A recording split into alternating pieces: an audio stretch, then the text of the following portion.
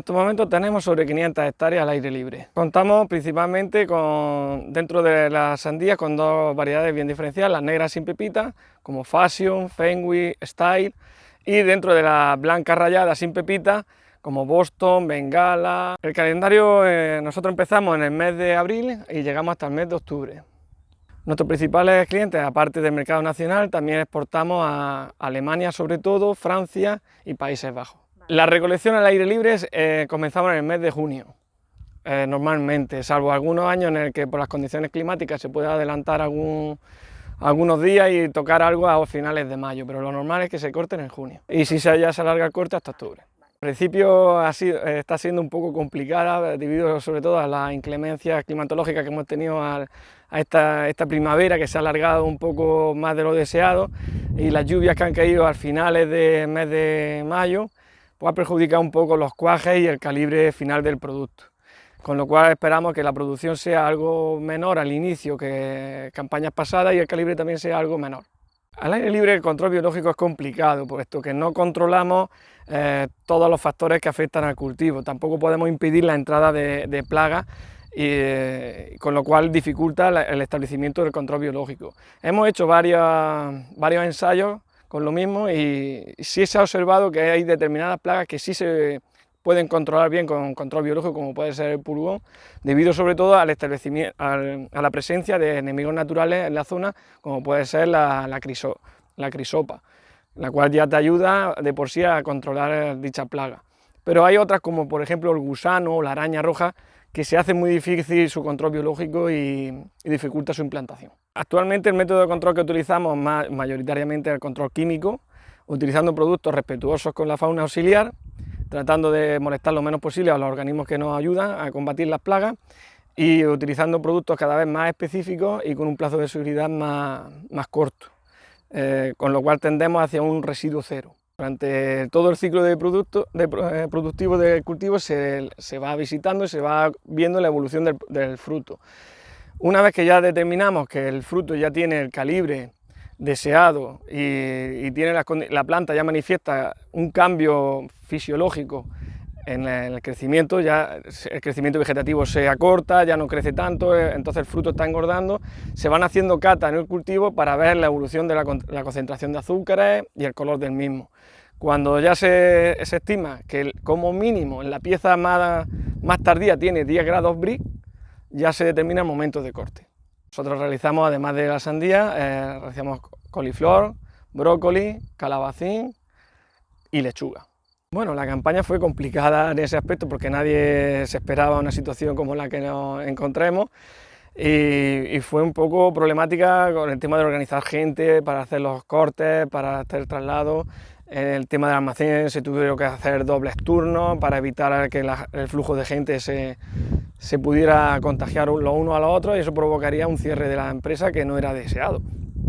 Entonces eso dificultó un poco más y encareció un poco más en sí el coste de producción por eso, porque tuvimos que doblar turnos para evitar que la gente se agolpara.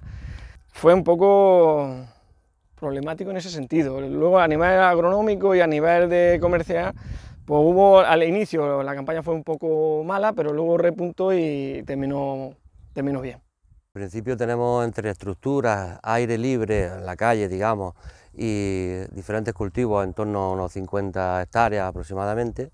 Nuestro cultivo principalmente es la sandía, que es el mayoritario, y luego en invierno lo que hacemos es alternar con coliflor, lechuga, brócoli, antes tomate, pero desgraciadamente ya no es rentable, y en principio eso es a lo que nos dedicamos. Pues empezamos a plantar a primeros de marzo y vamos a recolectar la semana que viene, que es la segunda semana de junio. Normalmente siempre es así, este año por circunstancias meteorológicas se ha retrasado un poco, pero bueno, estamos más o menos dentro de la fecha. Pues principalmente Fashion, porque es la que más rendimiento nos da, y bueno, también alternamos con otras también tipo blanca, o le llamamos blanca, pero bueno, es la rayada de toda la vida.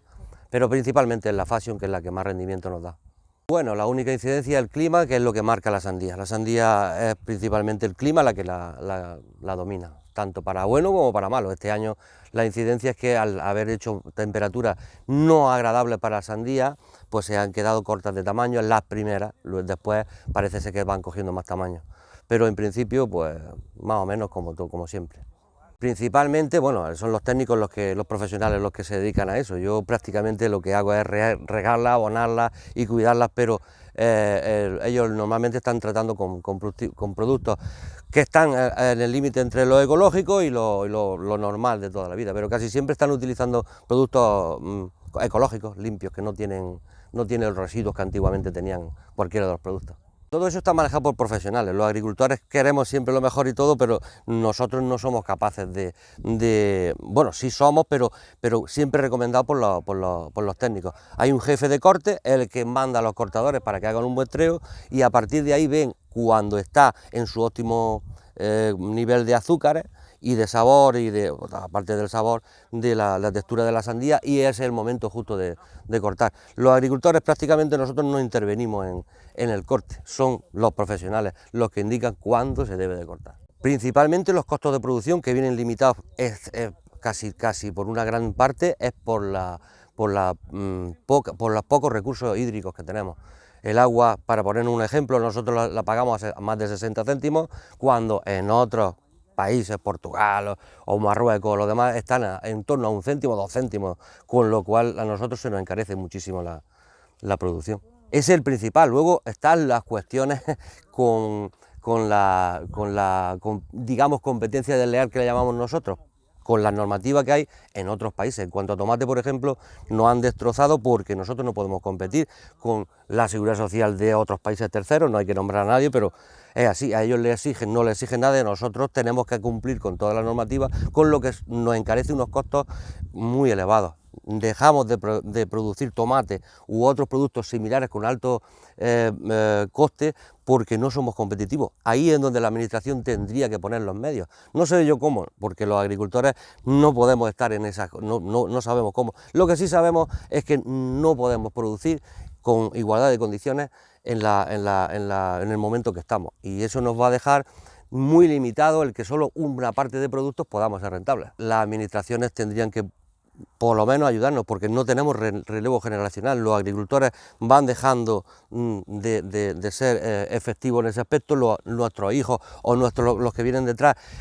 los cultivos agrícolas son muy sacrificados, y ellos ante la evidencia pues se van retirando y nos van dejando pues que nos vayamos envejeciendo poco a poco, y para mi punto de vista, porque no hay una forma de producir que sea coherente, una forma de producir, aparte de que los agricultores pequeños tienen poca defensa, es muy difícil, si no están muy bien asociados o a cooperativas o a grandes empresas tipo Fashion, si no es muy difícil el relevo.